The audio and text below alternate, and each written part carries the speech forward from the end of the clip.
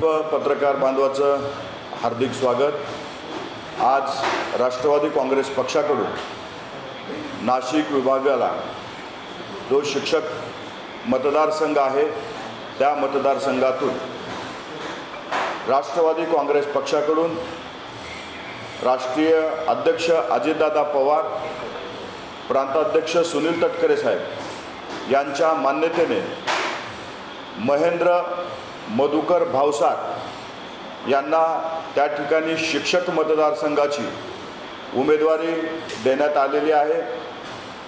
भविष्यकाळामध्ये ते त्या ठिकाणचं नेतृत्व करतील।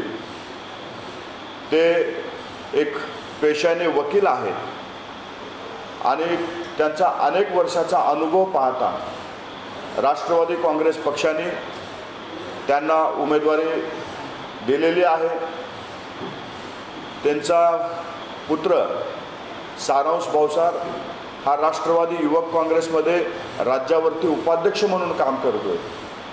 अनेक दिवसापासून पक्ष संघटनेमध्ये काम करणाऱ्या एका कार्यकर्त्याला राष्ट्रवादी काँग्रेस पक्षाकडनं उमेदवारी देण्यात आलेली आहे।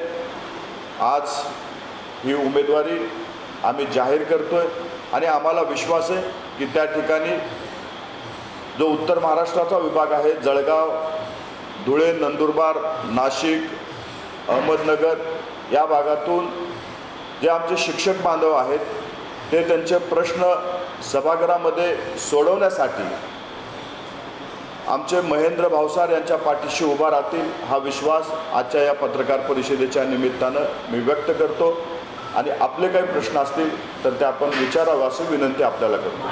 महायुतीमध्ये बिघाडी वगैरे म्हणता येणार नाही। आम्ही सर्वजण त्या ठिकाणी सर्व पक्षाकडून उमेदवार जाहीर केलेले आहेत। अंतिम निर्णय हे वरिष्ठ पातळीवरती होतील, परंतु आज फॉर्म भरण्याची शेवटचा दिवस आहे आणि त्या ठिकाणी आमच्या पक्षाकडनं महेंद्र भावसार एक तुलबळ उमेदवार आहेत। त्यांचं अनेक वर्षाचं काम आहे।